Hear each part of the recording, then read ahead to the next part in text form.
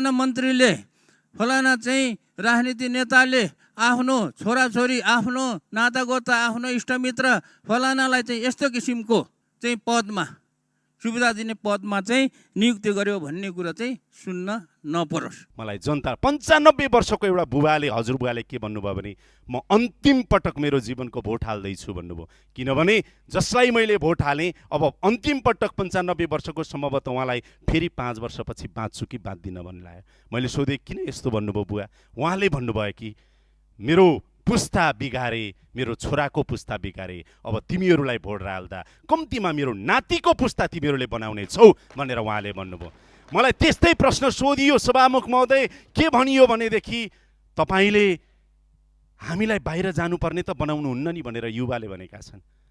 त्यस्तै गरेर हाम्रा छोरछोरी तपाईँहरूले यहाँ ल्याइदिनुहुन्छ नि, अब त्यो वातावरण बनाउनुहुन्छ भन्नेहरूले भोट हालेका छन्।